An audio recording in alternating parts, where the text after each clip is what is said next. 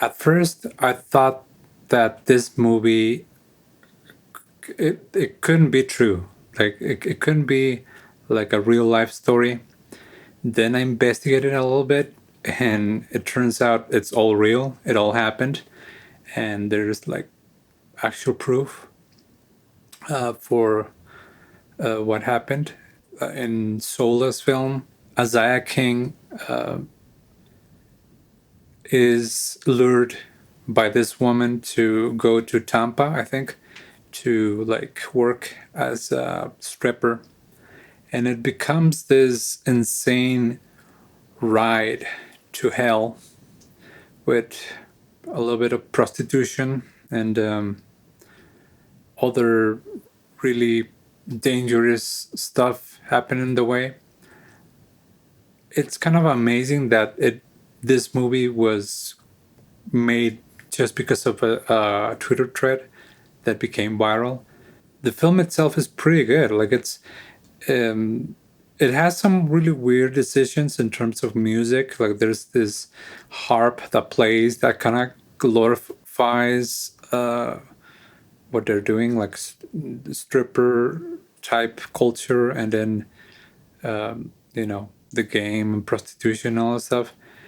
And it becomes almost like it reminded me a lot of the film Tangerine.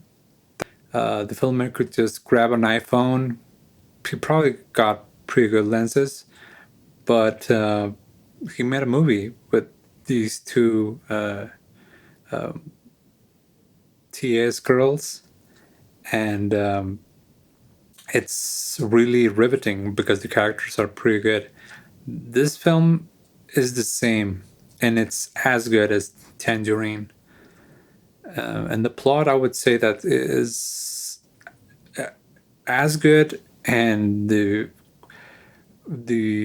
amazing part is that it all happened, and Isaiah King has the proof. And I even read that like the Washington Post like investigated her story, and they realized no, this all happened. The movie, because it's an A24 movie, and so it's gonna be a little bit grittier than your normal independent film. It has a pretty decent arc to it, so you won't get disappointed at the end. It's not like those movies where like it has like a really big ending. The only thing that makes me a little bit hesitant about this movie is the tone. It also weirdly it empowers girls into like controlling their destiny, and because like okay, at a certain point, and by this point I'm going to talk spoilers, so if you can stop it here and just go watch it. It's a really good movie. If you love Tangerine, go see this movie. At a certain point, Zola, Isaiah King, tells her friend, "Hey, okay, I wasn't signed up for, you know, the game, to prostitution, but if you're gonna do it, I'm gonna show you how it's done." And it's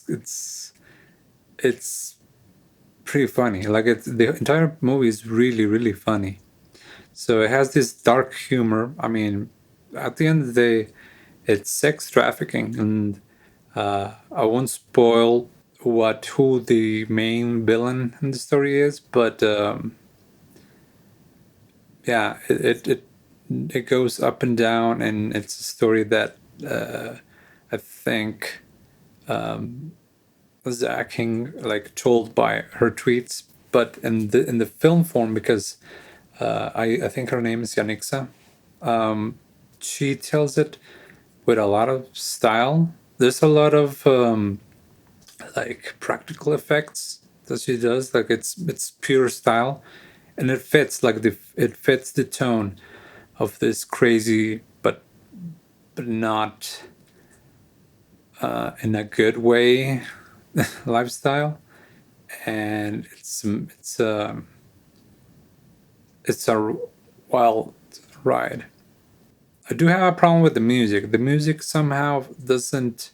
It goes up and down, and it sometimes, I think, tries to say a message by itself, which is sometimes, weirdly enough, it sounds a little bit preachy. That harp that plays in at certain moments, the filmmaker wants to tell you something, and you don't necessarily have to agree with it, but the story itself is good. So it's, it's one of those things that I would just, it's, I can live with.